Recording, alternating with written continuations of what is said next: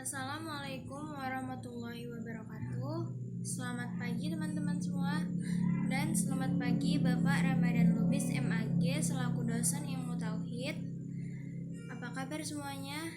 Semoga pada pagi hari ini semuanya dalam keadaan baik-baik saja. Amin. Nah, di pertemuan yang ke-9 ini, kami dari kelompok 1 akan memaparkan materi ilmu tauhid yang berjudul Iman, Kufur, Nifak, dan Syirik. Sebelum itu, izinkan saya memperkenalkan anggota dari kelompok 1. Yang pertama ada saya sendiri, Windy Melisa. Yang kedua ada Fadila Anissa. Yang ketiga ada Nita Afriani Siregar. Yang keempat ada Iryanova. Yang kelima ada Khoiri Martas Parapat. Dan yang keenam ada Afla Husnaini Matondang. Selanjutnya, kita mulai saja pemaparan materi. Dalam presentasi kali ini, dengan mengucap Bismillahirrahmanirrahim, dipersilakan kepada teman-teman saya untuk memulai presentasi pada pagi hari ini. Baik, di sini saya akan menjelaskan materi pertama, yaitu iman. Iman adalah mengandung makna percaya atau meyakini atau membenarkan. Iman menurut syariat Islam mengakui dengan lisan, membenarkan dengan hati, dan mengamalkan dengan perbuatan.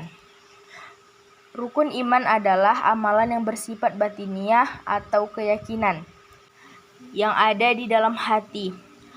Al-Imam Ibnul Qayyim memaparkan iman adalah memiliki cabang yang banyak.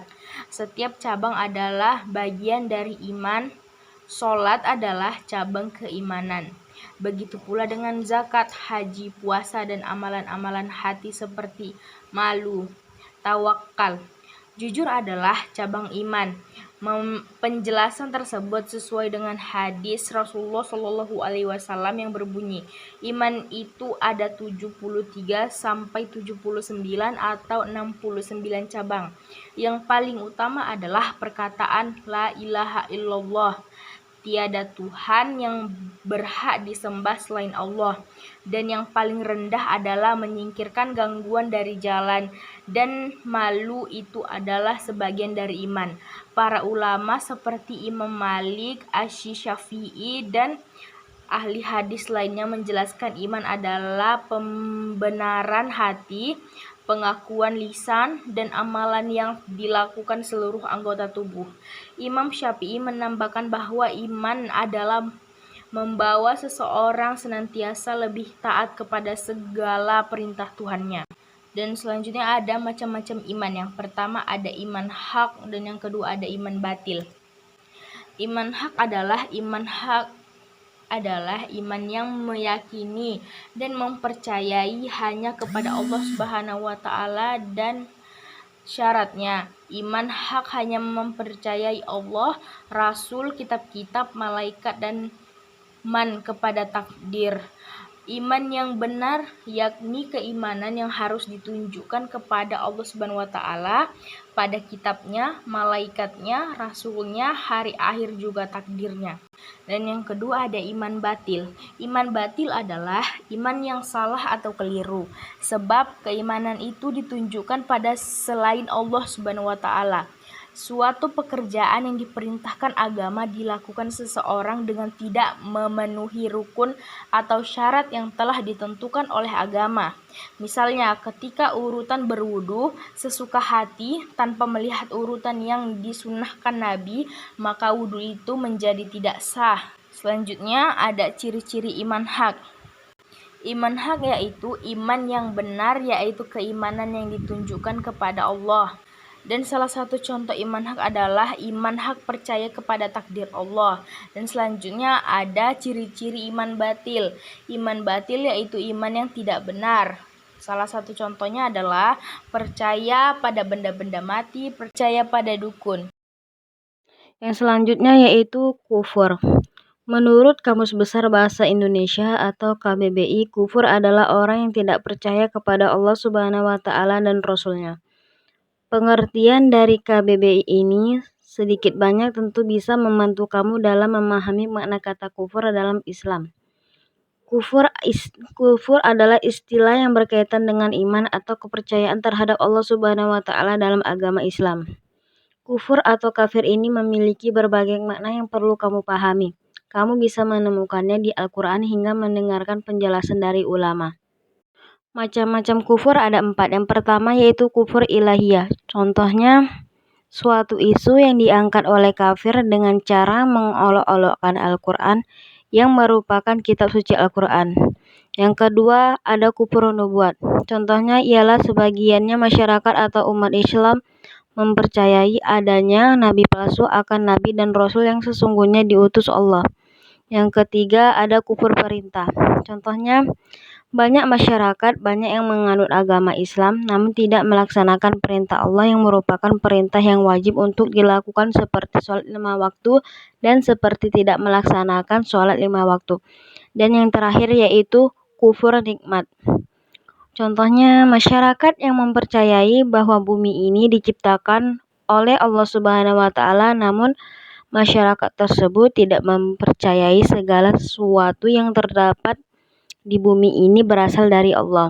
Misalkan adanya ketidakpercayaan terhadap sumber-sumber pangan seperti padi yang dikonsumsi sebagai makanan pokok sehari-hari. Selanjutnya adalah nifak. Nifak adalah memperlihatkan perbuatan yang tidak sesuai dengan isi hati seseorang. Orang yang melakukan perbuatan nifak adalah munafik. Nifak atau kemunafikan adalah suatu sifat yang ada di dalam hati manusia dan tidak dapat diketahui oleh orang lain. Definisi nifak. Nifak secara bahasa berasal dari kata nafika, yaitu salah satu lubang tempat keluarnya yarbu atau hewan sejenis tikus dari sarangnya, di mana jika ia dicari dari lubang yang satu, maka akan keluar dari lubang yang lain. Dikatakan pula, ia berasal dari kata nafak, yaitu lubang tempat bersembunyi. Jenis nifak. 1. Nifak itiqodi, yaitu keyakinan. Adalah nifak besar di mana pelakunya menampakkan keislaman, tetapi dalam hatinya tersimpan kekufuran dan kebencian terhadap Islam. Jenis nifak ini menjadikan keluar dari agama dan pelakunya berada di dalam kelak neraka. Allah Subhanahu wa Ta'ala menyifati para pelaku nifak ini dengan berbagai kejahatan, seperti kekufuran, ketiadaan iman, mengolok-ngolok dan mencaci agama, dan pemeluknya, serta kecenderungan kepada musuh-musuh agama untuk bergabung dengan mereka dalam memusuhi Islam. Nifak jenis ini 4 macam. 1. Mendustakan Rasulullah Shallallahu Alaihi Wasallam atau mendustakan sebagian diri apa yang beliau bawa. 2. Mendustakan Rasulullah Shallallahu Alaihi Wasallam atau membenci sebagian yang apa beliau bawa. 3. Merasa gembira dengan kemunduran agama Rasulullah Shallallahu Alaihi Wasallam. 4. Tidak senang dengan kemenangan agama Rasulullah Shallallahu Alaihi Wasallam. Selanjutnya yaitu syirik. Menurut Ibnu Manzur, kata syirik berasal dari kalimat fi'il madhi, yaitu syaraka yang bermakna bersekutu dua orang. Misalnya seseorang berkata asyiraka billah, artinya bahwa dia sederajat dengan Allah Subhanahu wa Ta'ala. Pengertian syirik adalah penyekutuan Allah Subhanahu wa Ta'ala dengan yang lain. Misalnya pengakuan kemampuan ilmu daripada kemampuan dan kekuatan Allah Subhanahu wa Ta'ala.